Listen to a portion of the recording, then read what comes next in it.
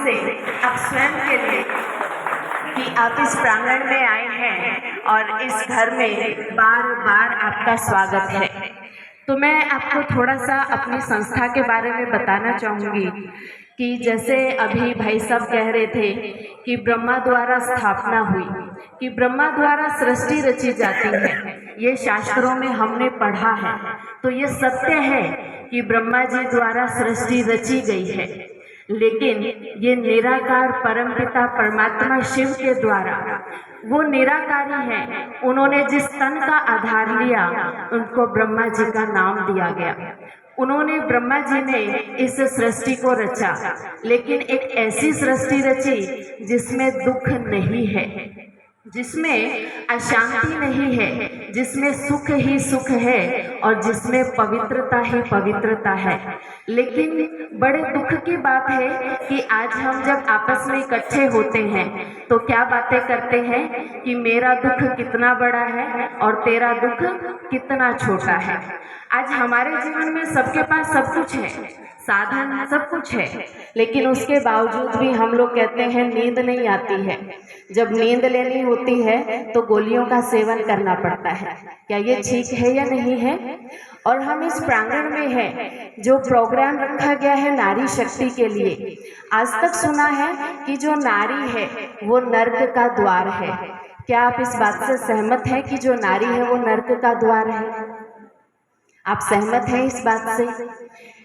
ये बात सर्वथा गलत है कि जो नारी है वो नर्क का द्वार है।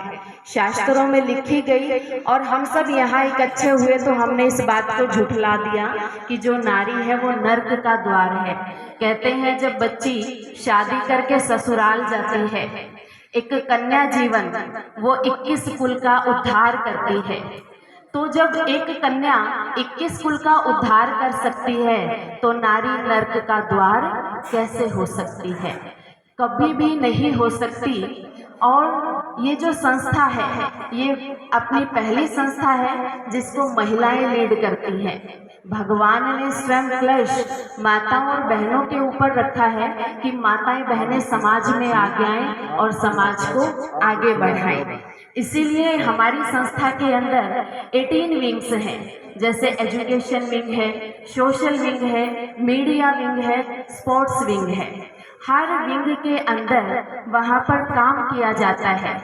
मान लो एजुकेशन विंग है, उसी से रिलेटेड जो भी प्रोफेसर होते हैं, डीन होते हैं, हम उन लोगों को बुलाते हैं और राजयोग सिखाते हैं कि कैसे परमात्मा से कनेक्ट होके हम अपने जीवन में शक्तियों को धारण कर सकते हैं। जो हम कहते हैं ना कि शांति नहीं है, घर में सुख नहीं है, घर में लड़ाइयाँ ही लड़ाइयाँ हैं, तो वो क्यों है? क्योंकि आज हमारे जीवन से धर्म गायब हो गया है। लोगों ने धर्म को नाम दिया हिंदू धर्म, मुस्लिम धर्म, लेकिन ये धर्म नहीं है। धर्म मीन्स धारणाएं। जिसके जीवन में सच्चाई है, सफाई है, सादगी है, तो उसका जीवन क्या है? सुखी है। और जहाँ पर जीवन में सच्चाई नहीं है, सफाई नहीं है, सादगी नहीं है, तो वो जीवन क्या है? भ्रष्ट है। वो होता है धर्म। तो धर्म मीन्स कि जीवन में शांति ही शांति। तो हम सब यहाँ इकट्ठे हुए हैं।